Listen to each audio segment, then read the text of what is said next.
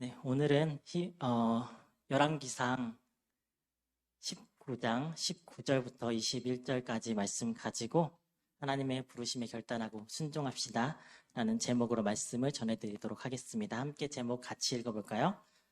하나님의 부르심에 결단하고 순종합시다.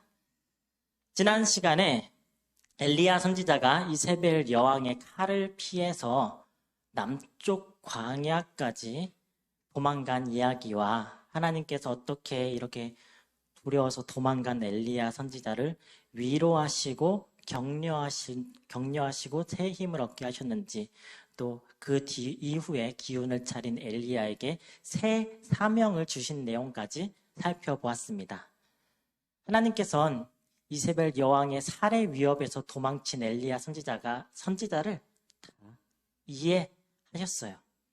몸과 마음에 큰 상처를 받은 엘리야 선지자가 다시 기운을 차릴 수 있게 먹을 것을 주셨고요. 직접 엘리야가 입을 열어서 하나님께 하소연하고 속마음을 털어놓아서 엘리야의 마음이 한결 편해지게 하셨습니다. 그리고 다시 한번 엘리야에게 세 가지 사명을 주셨는데요. 님시의 아들 예후에게 기름을 부어 왕이 되게 하여라. 그리고 아벨 모홀라 사밧의 아들 엘리야에게 기름을 부어 너를 대신하게 선지자가 되게 하라. 또 하사엘에게 그 기름을 부어서 아람의 왕이 되게 하라 라고 하셨습니다. 열왕기상 19장 16절을 함께 읽어볼까요? 너는 또 님시의 아들 예후에게 기름을 부어 이스라엘의 왕이 되게 하고, 또 아벨 무홀라 사밧의 아들 엘리사에게 기름을 부어 너를 대신하여 선지자가 되게 하라. 하나님께서 엘리야에게 세 가지 사명을 주시면서 또 엘리야가 기뻐할 만한 기쁜 소식을 하나 더 말씀해 주셨어요. 바로 하나님을 믿고 따르는 자, 곧 바알에게 무릎을 꿇지 않고 입맞추지 아니한 자들이 여전히 7,000명이나 남아있다고 말씀해 주셨어요. 엘리야가 이 믿음의 싸움을 결코 혼자 하지 않고 있음을 말해 주신 것입니다. 엘리야는 이 소식을 듣고 아주 많이 기뻤을 것이에요. 아합 왕과 이세벨 여왕이 모든 선지자를 다 죽이고 자신만이 홀로 남아서 이 믿음의 싸움을 하고 있는 줄 알았는데, 여전히 7,000명이나 되는 사람들이 하나님을 믿고 섬기고 있다는 사실을, 그렇게 살아있다는 사실을 듣고서 엘리야는 정말 큰 위안을 얻었을 것입니다. 저희가 이 엘리야의 심정을 다 이해하지 못해요. 왜 그럴까요? 저희도 그 엘리야의 그 상황에 못 있어 봤잖아요. 나 혼자만 믿음을 지키고 있다.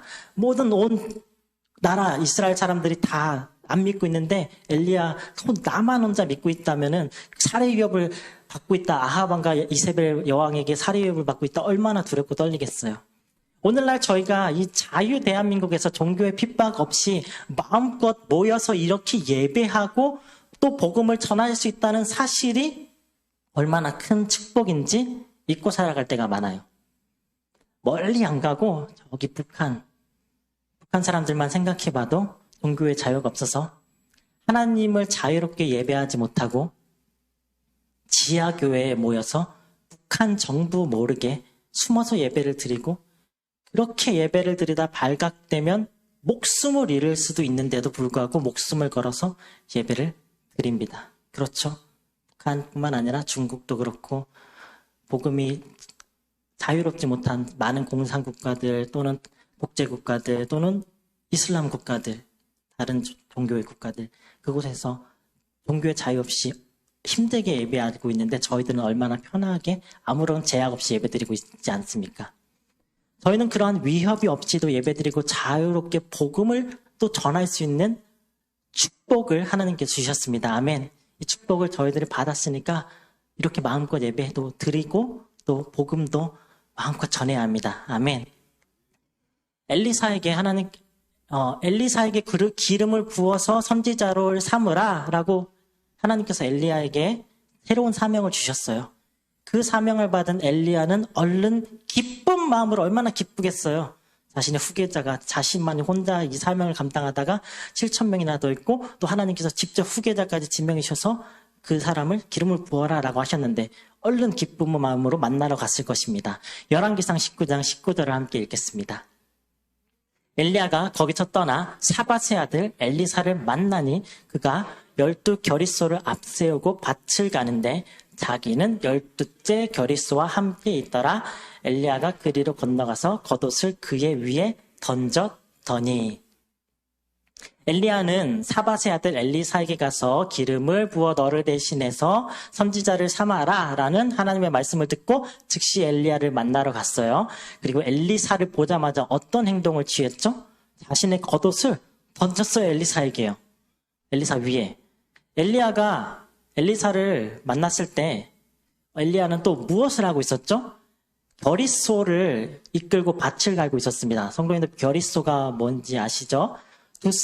두 마리의 소를 거기에다가 멍에를 메고서 밭을 가는 것이죠. 엘리사는 그럼 무슨 직업을 가진 사람이었을까요? 농부였어요. 그의 아버지 사밧의 아들 엘리사라고 했잖아요. 이 엘리사의 아버지 사밧이라는 사람은 아마 부유한 농부였을 것이에요. 밭을 갈고 있는 겨리소가 총 12겨리소가 있었는데요. 한 겨릿소에 2마리 쌍의 소가 있었잖아요. 그러면은 총 24마리의 소가 밭을 갈고 있었던 것입니다. 이 24마리의 소를 엘리사 혼자 갈고 있었던 것이, 몰고 있었던 것이 아니고요. 아마 함께하는 일꾼들이 있었을 것이고, 엘리사는 12번째 겨릿소를 몰고 밭을 갈고 있는 중이었습니다. 성도님들 아시다시피 이 상황, 이전에 밭을 갈기 전에 무슨 일이 있었냐면요. 가뭄이 있었어요. 아주 어마어마한 비 한 방울도 내리지 않는 3년 동안의 가뭄이 있었는데 가뭄이 마침내 끝났어요. 어떻게 끝났죠?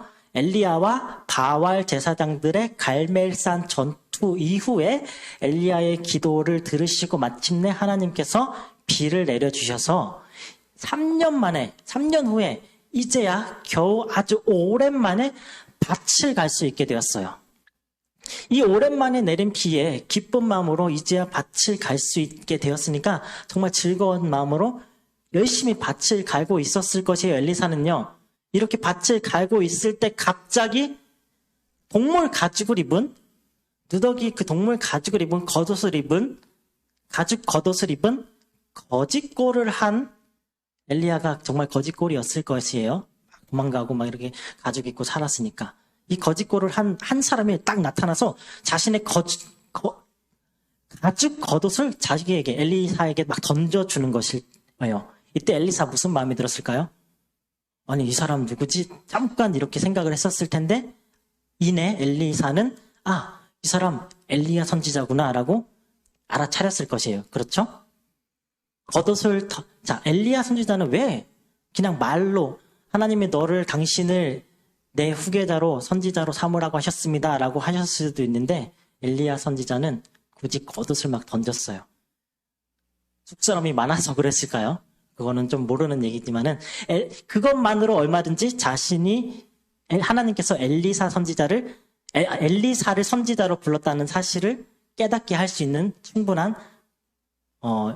충분했기 때문입니다. 엘리야 선지자의 겉옷은요, 동물의 가죽으로 만들어진 것인데 가죽 겉옷을 입은 것은요, 선지자의 직무를 상징하는 것이에요. 즉 엘리야가 그 동물 가죽으로 된 겉옷을 엘리사에게 던져준 것은 엘리사로 하여금 너가 이제 나의 일을 대신할 선지자가 될 것이라는 것을 상징적으로 알려준 것이고 엘리사도 그것을 알았어요. 그리고 그 이야기는 엘리사를 하나님께서 부르셨다는 것을 엘리사는 깨달은 것이에요. 성도님들 이런 말이 있어요. 이렇게 말씀하시는 분들이 있어요. 하나님께서는 어떤 사람들을 쓰실까요? 라고 질문할 때 하나님은 준비된 자를 쓰신다라는 말이 있습니다. 반은 맞고 반은 틀린 말이에요. 정답은 하나님께서는 준비가 안 된 자들, 자격이 없는 자들이라 생각될지라도 그들을 부르시고 준비되게 하시고 사용하시는 하나님이세요. 준비가 안 된 자들을 부르신 것은요, 부르신 후에 이제 준비되게 하시고 사용하실 것이고요. 준비된 자들은요, 이미 그들이 준비되게 하셨고, 준비되게 하시기로 작정하셨고, 준비시키셨고, 사용하시는 것입니다. 그래서 나는 하나님께서는 준비된 사람만 사용하신다고? 난 그럼 준비 안 하고 있어야지라고 그렇게 가만히 있으신다고 하더라도 하나님께서는 부르십니다. 준비 안 된 자신 분들도 불러요, 하나님께서는요. 엘리사는 준비된 사람이었을까요? 준비되지 않은 사람이었을까요? 준비되지 아니한 자였어요. 밭을 갈고 있었을 뿐이에요. 농부였을 뿐이에요. 갑자기 밭을 갈고 있었는데 뜬금없이 나타난 엘리야 선지자가 겉옷을 휙 던져서 너 선지자 될 거야 라고 부른 것이에요. 어떤 사람들은 하나님께 쓰임 받으려면 신학해야 한다고 하죠. 또는 성경 공부 많이 해서 성경에 대해 많이 알고 있어야 한다고 생각합니다. 또는 교회 오래 출석해서 집사가 되거나 장로 권사라는 직분을 받아야지 그제야 그 정도 믿음 생활을 해야지 하나님께 쓰임 받을 수 있다고 생각하시는 분들도 있을지도 몰라요. 하지만 하나님의 부르심에는요, 하나님의 사역에는요, 결코 그런 믿음의 크기나 교회를 얼마나 오래 다녔는지, 신학을 했는지, 성경 공부, 성경에 많이 알고 있는지는 중요하지 않습니다. 하나님의 부르심 때 순종하는 것이 제일 중요한 것이고요. 하나님의 부르심과 사용하심에는 나이 또한 중요하지가 않습니다. 하나님께서는 나이 많은 사람도 사용하실 수 있으시고 아주 어린이도 10대 청소년 아이들도 사용하실 수 있으세요. 아멘. 지난주 부활절을 맞아서요. 청소년부 아이들과 함께 예배 후에 함께 점심 먹고 전도를 나갔어요. 구운 달걀을 총 4판 120개를 가지고 교회 전도지를 함께 들고 나가서 전도를 했습니다. 이 청소년부 아이들이 과연 이 어린 10대 아이들인 우리 청소년부 아이들이 복음을 전하는 것을 부끄러워하지 않을까, 쑥스러워하지 않을까, 전도를 잘 못하면 어떡하지라고 걱정도 했었습니다, 한편으로.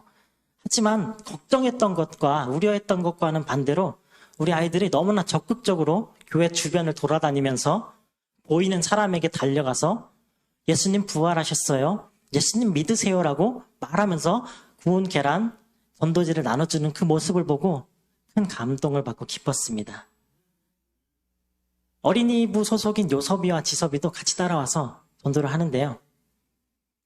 준비해간 계란이 다 떨어지고 돌아올 때 계란 더 준비했어도 됐었겠구나라는 생각이 들 정도로 정말로 아이들이 전도를 잘했습니다. 앞으로 더 자주 아이들을 데리고 이렇게 주일 오후에 전도를 나가도 좋을 것 같다는 생각이 들었어요.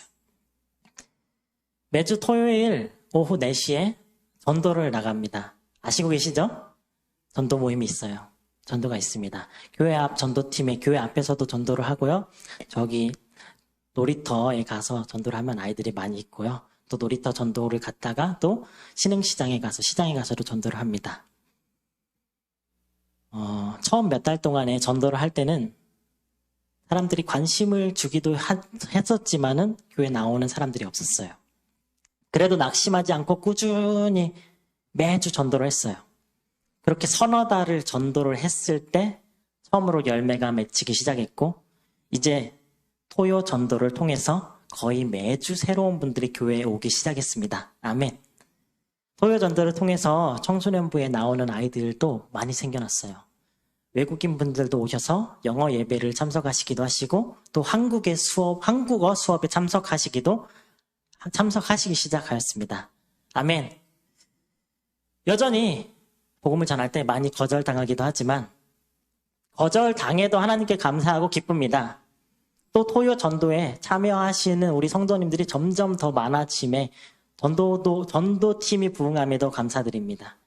앞으로도 이 토요 전도에 더 많은 성도님들이 나오셔서 이 전도의 기쁨을, 열매 맺음의 기쁨을 나누고 하나님 나라를 함께 확장하는 저희들 모두가 되기를 간절히 소망하고 기도합니다.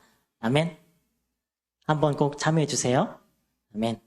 토요 전도를 통해서 많은 아이들이 교회에 오기 시작했다고 말씀드렸는데요. 지금 청소년부에 매주 20명의 아이들이, 때는 20명도 넘는 아이들이 모여서 예배를 드리고 있고, 저는 앞으로 더 많은 아이들이 오게 될 것이고 오게 될 것이라고 믿고 기도하고 있어요.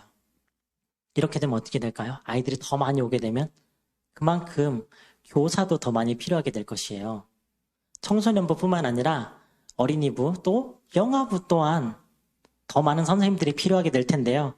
그때 성도님들이 적극적으로 선생님을 지원해 주시기를 바랍니다.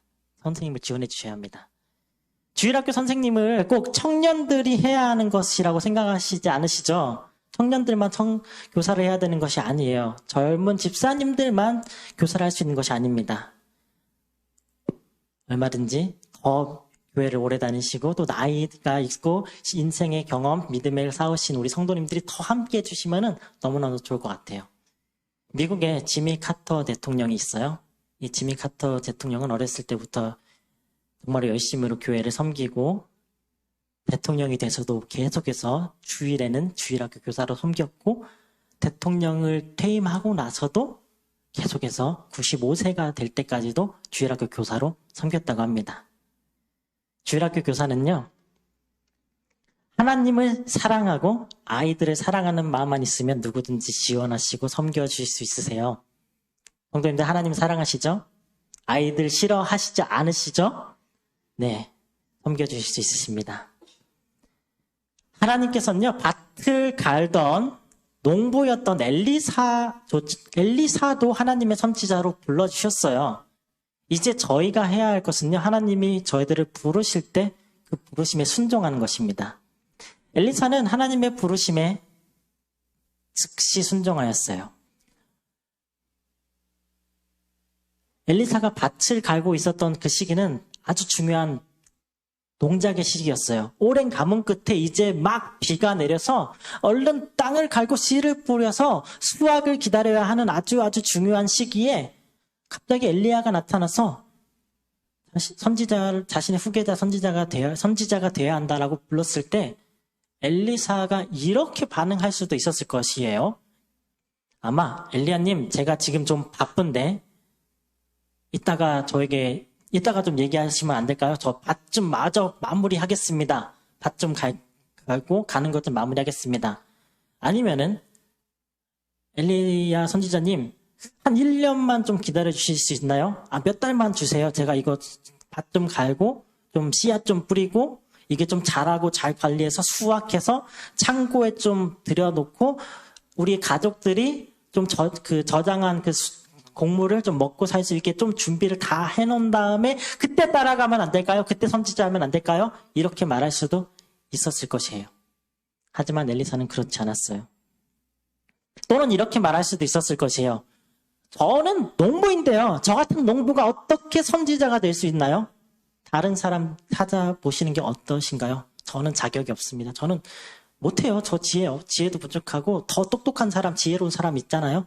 그런 사람 쓰시면 안 되나요? 라고 말하면 거절할 수도 있었을 것이에요. 하지만 엘리사는 그렇지 않았죠. 즉시 순종했습니다. 저희도 마찬가지로 하나님이 부르실 때 즉시 순종해야 합니다. 아멘? 하나님, 저 좀만 있다가요. 나중에요. 이렇게 말씀하시면 안 돼요. 하나님, 저 자격이 없어요. 저 못해요. 준비 안 됐어요. 이렇게 말씀하시면 안 돼요. 하나님께서는요, 저희 같이 아무 준비도 안 돼 있는 자격이 없는 사람도 약한 자를 강하게 사용하십니다. 아멘. 하나님께서는 평범한 사람들을 사용하셨어요. 하나님께서 사용하신 사람들은 대부분 정말 다 평범한 사람들이었어요. 이스라엘을 애굽에서 인도해낸 모세, 히브리인인 모세가 하나님께서 애굽의 왕자로 자라게 하셨지만은 왕자에 위치했을 때 하나님께서 모세를 사용하신 것이 아니에요. 광야에 가서 40년 동안 훈련을 받게 하시고 80세가 다 된 늙고 평범한 양치기였을 때, 목자가 되었을 때 이스라엘 백성들을 애굽에서 인도할 인도자로 부르셨어요. 아주 평범한 80세 노인을요. 다윗 왕도 기름을 받았을 때 집에서는 아무 주목도 받지 못하는 막내 남동생이었는데, 양이나 치는 양치기 소년이었는데 왕으로 부름을 받았습니다. 그리고 왕이 될 때까지 아주 오랜 시간 하나님께서는 준비시키시고 훈련시키셨어요. 요셉은요, 부유한 가정에서 태어났어요. 아버지의 사랑을 독차지하는 11번째 아들이었지만 하루아침에 노예로, 형들의 질투로, 시기로 또 하루아침에 노예로 팔려가고 그것도 모자라서 누명을 쓰고 감옥에 갇히는 신세가 되었는데요. 이러한 요셉을 하나님께서는 사용하시고 이집트의 총리가 되게 하셨습니다. 이러한 하나님의 부르심은 성경 이곳저곳에 너무나도 많이 기록되어져 있습니다. 예수님께서 12제자를 부르실 때도 그 사람들의 면면을 살펴보면 다 평범한 사람이에요. 대부분은 바다에서 고기나 잡던 어부들이었고요. 부정한 방식으로 세금을 걷던 세리도 있었고 로마 정부와 맞서 싸우던 열심당원 혁명가도 있었어요. 그리고 나머지 제자들도 다 평범한 사람들이었습니다.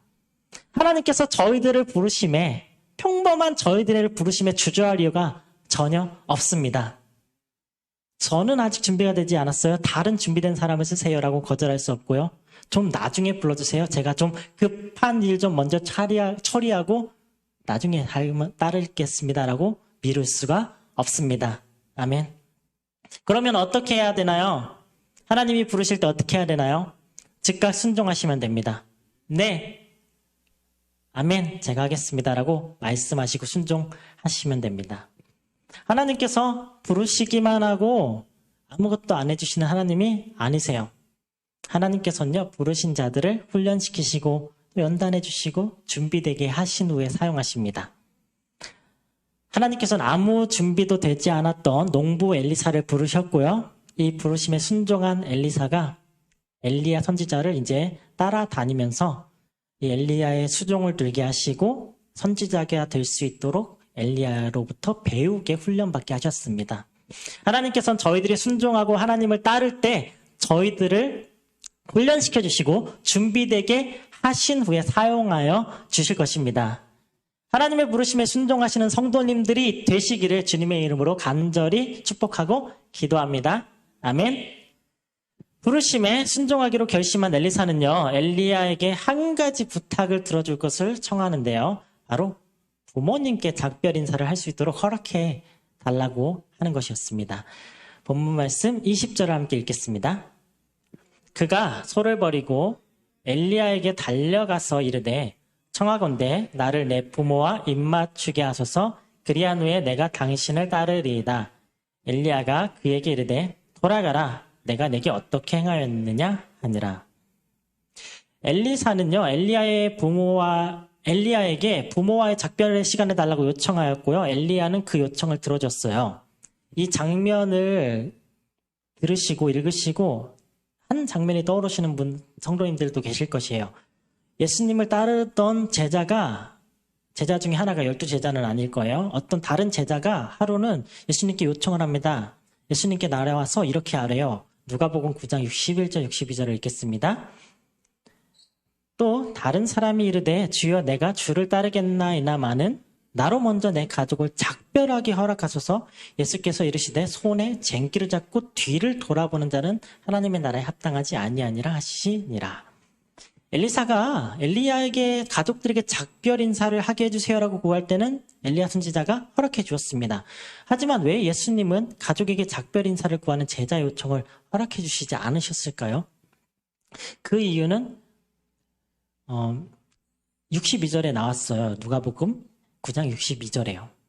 손에 쟁기를 잡고 뒤를 돌아보는 자는 하나님의 나라에 합당하지 아니하다라고 말씀하셨습니다.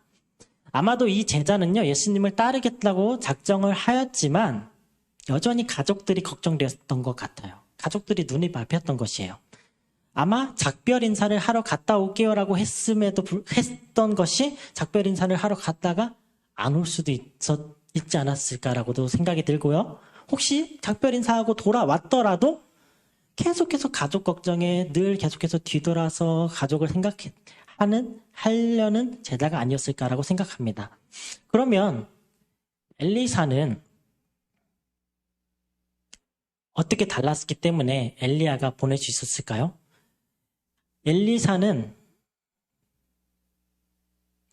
엘리야 선지자는 엘리사가 그렇게 하지 않을 것을, 뒤돌아보지 않을 사람이라는 것을 믿었어요. 어떻게 믿을 수 있어요? 하나님께서 선택하셔서 가서 선지자로 삼은 자이기 때문입니다. 삼은 사람이기 때문입니다.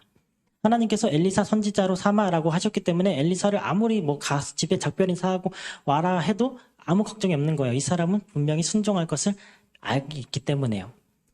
저희가 하나님의 부르심에 순종할 때 때로는 걱정이 되죠.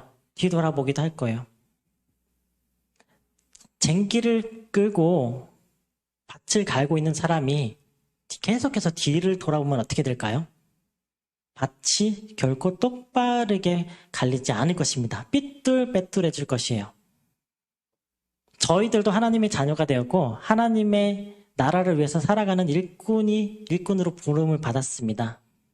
저희들은 하나님의 부르심에 순종하고 살아갈 때 하나님만 바라보고 예수님만 바라보고 좌로나 우로나 치우치지 않고 앞만 바라보고 결코 뒤돌아보지 않고 천국을 향해 나아가야만 합니다. 자꾸 세상의 것들을 바라보고 유혹에 빠져 뒤돌아보거나 또는 세상의 염려와 걱정으로 뒤돌아본다면 하나님의 나라를 세워가는 사명을 결코 잘 감당할 수가 없게 될 것이에요. 엘리사가 가족들에게 작별의 인사를 하러 갔어요. 역시나 엘리사는 작별의 인사를 하러 간 그 순간에 자신이 어떻게 결단을 했는지 결단의 모습을 보여줍니다. 엘리야 선지자를 따르겠다는 그 의지를 보여줬어요. 자신이 몰던 겨릿소를 잡고 그 소의 기구를 불살라 고기를 삶아서 그 소를 잡아서 기구에 불로 삶아서 고기를 삶아서 백성에게 나눠주고 바로 엘리야 선지자를 따르기 시작했습니다. 21절 말씀을 읽겠습니다. 엘리사가 그를 떠나 돌아가서 한 겨릿소를 가져다가 잡고 소의 기구를 불살라 그 고기를 삶아 백성에게 주어 먹게 하고 일어나 엘리야를 따르며 수종 들었더라. 엘리사가요, 엘리야를 따르겠다는 결단의 모습으로 자신이 몰던 한 겨릿소를 가져다가 잡았어요. 죽였어요. 그리고 그 멍에 그 기구를 부숴서 땔감으로 써서 불살라서 그 소를 삶아서 백성에게 나눠줬습니다. 잔치를 벌였어요. 성도님들, 이 소의 가치가 혹시 얼마나 될까요? 요즘 세상에도 소 한 마리가 여전히 비싼 동물이죠. 소고기 너무 비싸잖아요. 그렇지만 옛날에는요, 더 귀한 소였잖아요. 농업이 삶의 원천이었던 옛날 세상에서는요, 소의 가치는 아주 엄청난 가치를 지녔을 것입니다. 저희 나라도 농업이 주된 국가였었죠, 옛날에. 그래서 소를 아주 귀하게 여겼어요. 농촌진흥청에서 2009년에 조사한 바에 따르면요, 지금으로부터 40년 전에 소 한 마리 값이 58만 원이었대요. 소 한 마리 값이. 58만 원? 되게 싸네라고 생각하실 수도 있겠지만은 40년 전입니다. 그 당시 물가라고 생각하면은 물가와 비교를 해봐야 돼요. 40년 전의 가격이니까요. 그 당시 물가에 어떤 것과 비교해 볼까요? 대학 등록금하고 한번 비교를 해볼게요. 그 당시 대학 등록금이요. 1년 등록금이 적게는 5, 6만 원. 등록금이요. 5, 6만 원밖에 안 했대요. 40년 전에. 비싼 데는 1년 등록금이 11만 원. 그러면요. 소 한 마리면요. 58만 원이나 되는 그 소 한 마리면요. 4년치 대학 등록금 내고도 남는 거죠.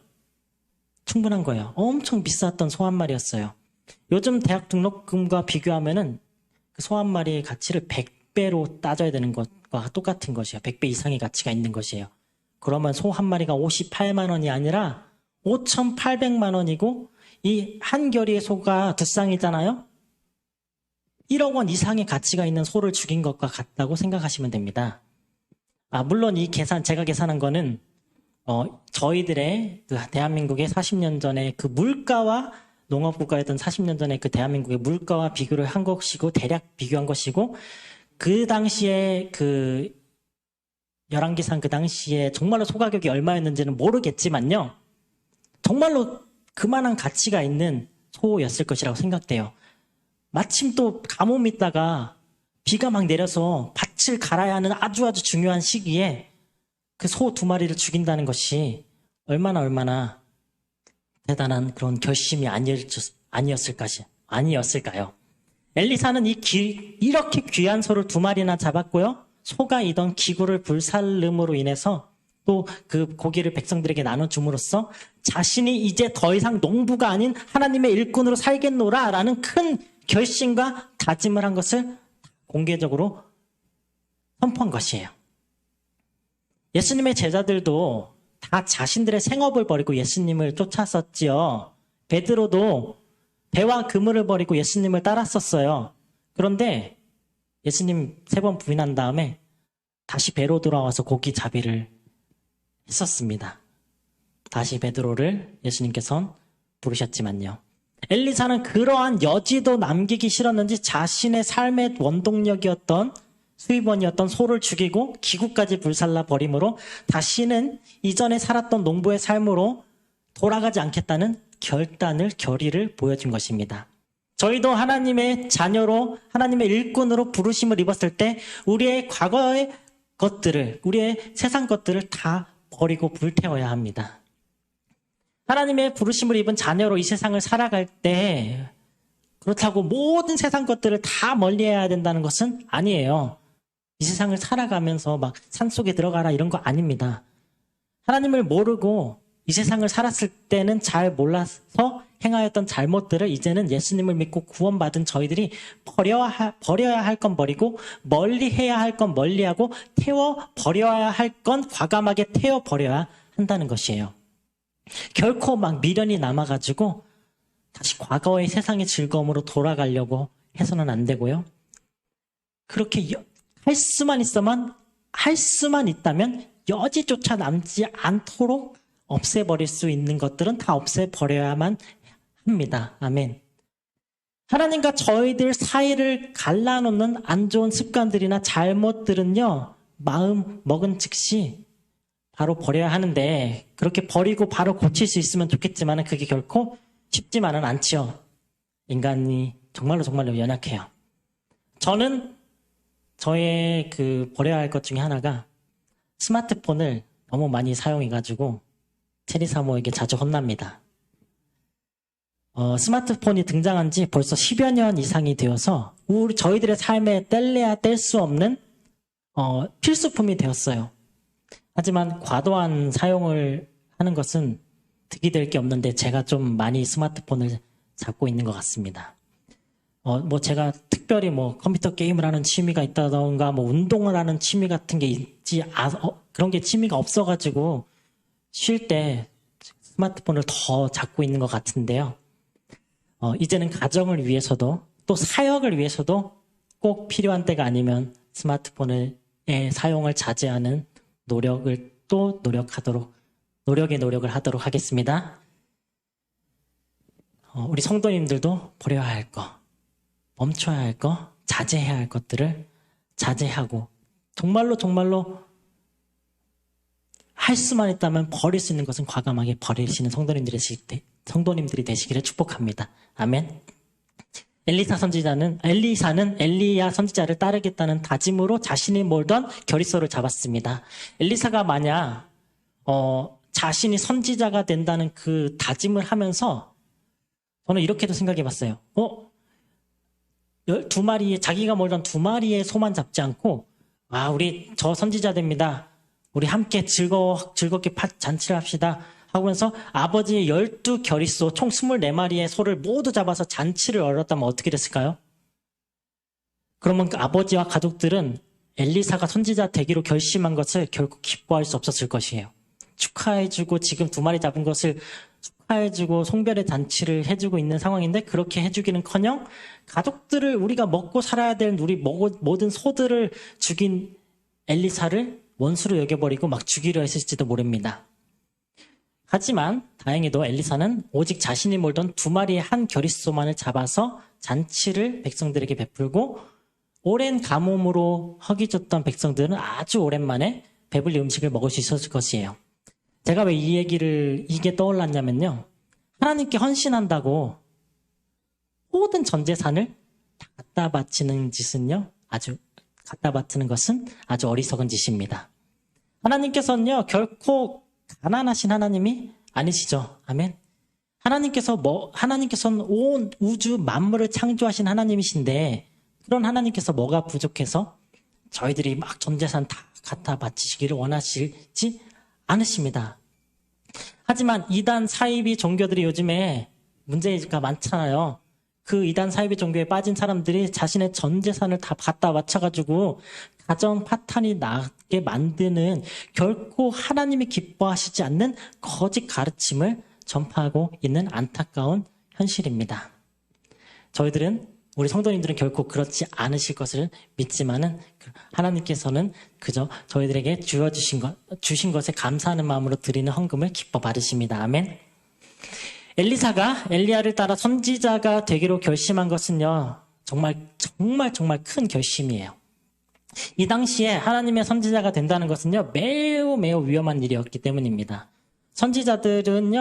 모든 선지자들은요, 고난과 역경과 핍박과 거절이 다 따랐어요.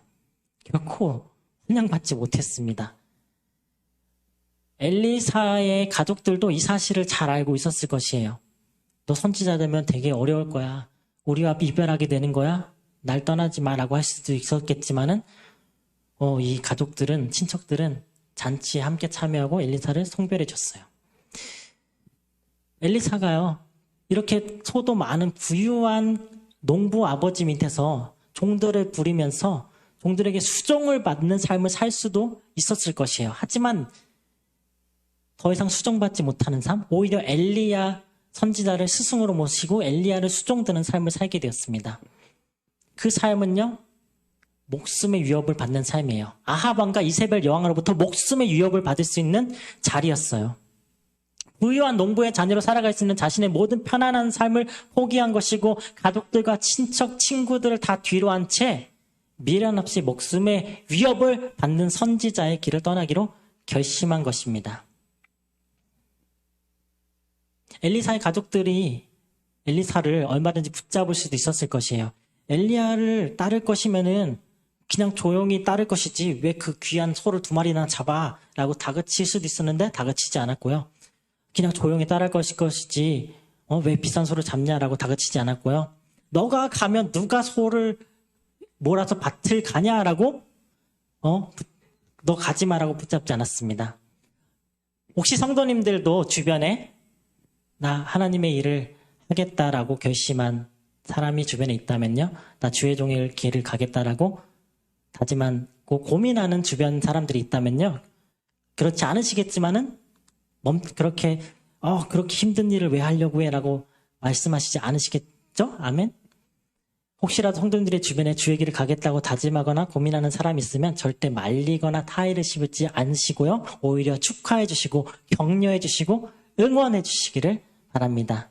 아멘. 지금 현재 그 길을 가고 있는 우리 담임 목사님과 저희들 부교역자들을 위해서도 계속해서 응원해 주시고 기도해 주시기를 부탁드립니다. 아멘. 엘리사가 이전에는 종들에게 수종을 수종을 받던 위치였어요. 하지만 이제는 모든 것을 다 버리고 내려놓고 늙은 엘리야 선지자의 수종을 드는 선지자 제자가 되었습니다. 이렇게 엘리야 선지자를 가까이 모시면서 배우고 또 훈련받고 하면서 농부였던 엘리사는 천천히 선지자가 되는 법을 배우게 되는 것이에요. 그렇게 배우고 훈련받고 연단받아서 엘리사는요, 마침내 장래에 엘리야보다도 더 갑절의 능력을 행하고 이스라엘 백성들을 지도하는 훌륭한 선지자가 될 수 있었습니다. 엘리사처럼요, 하나님의 부르심에 결단하고 순종하고 따르면요, 준비되지 않았던 자들도, 평범한 저희들도 하나님께서는 준비되게 하시고 하나님 나라를 위해서 사용해 주실 것입니다. 사랑하는 우리 조강목교회 성도님들 모두 하나님의 부르심에 순종하시고 순종하심으로 예수님을 믿고 구원 받으셨던 것처럼요, 또 하나님께서 성도님들을 하나님의 나라의 사역에 동참해달라고 부르실 때 결단하시고 다 버리고 세상 것 다 버리고 결코 뒤돌아보지 않고 하나님만 섬기시는 성도님들이 되시기를 주님의 이름으로 간절히 축복하며 기도합니다. 아멘.